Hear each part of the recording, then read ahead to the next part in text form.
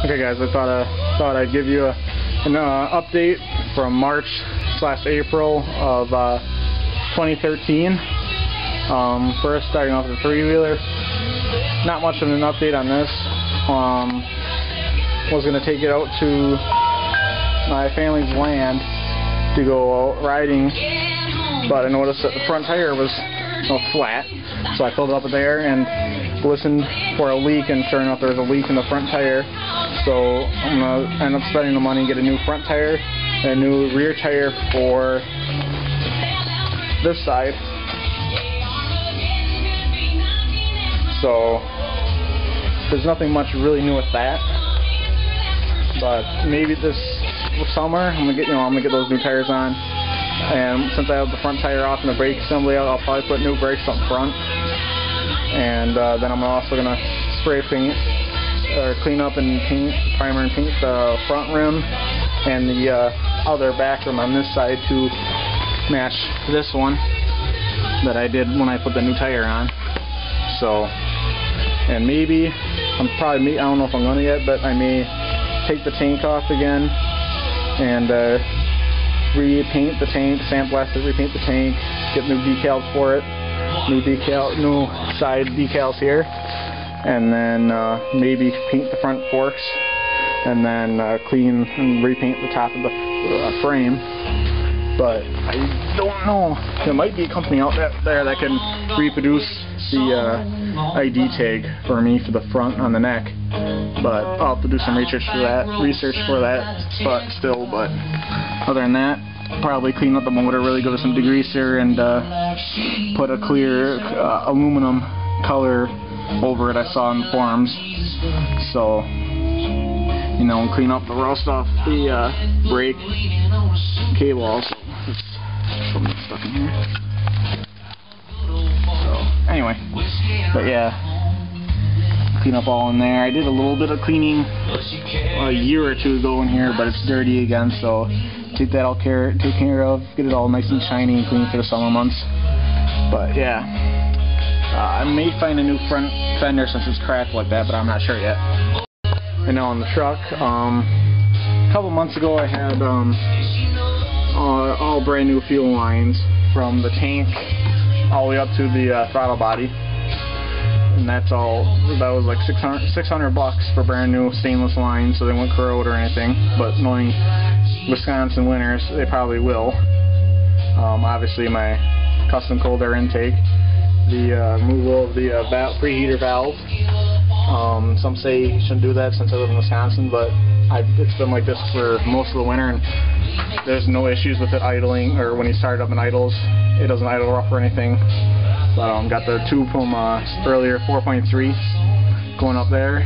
Then this summer I took that tube out, but I'm going to put it back in. I'm going to enlarge the opening for it, and on the plastic part, and then so it'll be more airflow.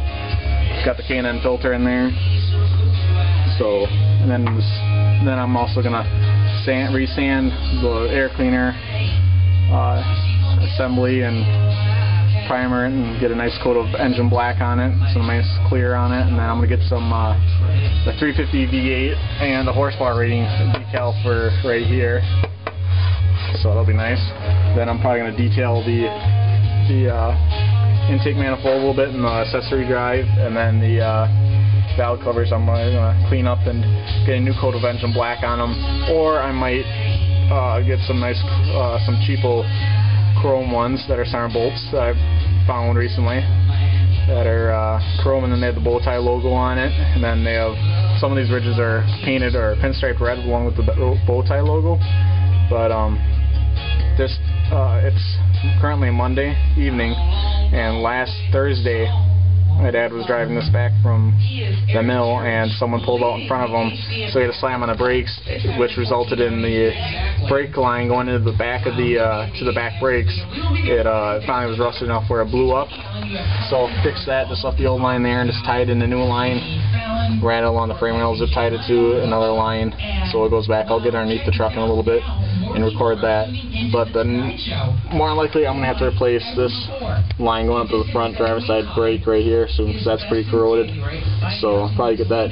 I can do that here myself. I just didn't have enough time to do the rear brake line by myself. I mean, I've done brakes on a 77 Ford F100 or F-150, whatever it was, last year in school.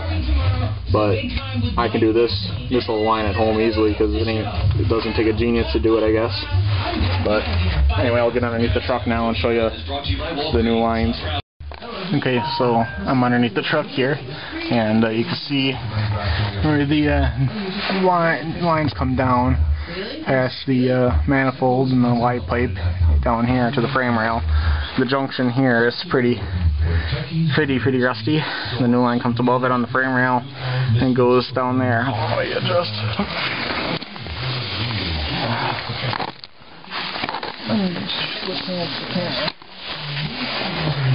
there's the new fuel lines, the new fuel filter and all that, and the new brake lines, one above it and all that. Just zip tied. But yeah, that's pretty much it for an update. Other than my inner fender wells are rusty as hell. That's no surprise in Wisconsin. Side of the bell housing on the transmission's greasy and oily as hell, but oh well. That's Wisconsin for you. Well, not Wisconsin. That's just normal occurrence, I guess. So yeah, that's whatever, I guess. Yeah, talk about a bad body mount. Holy crap.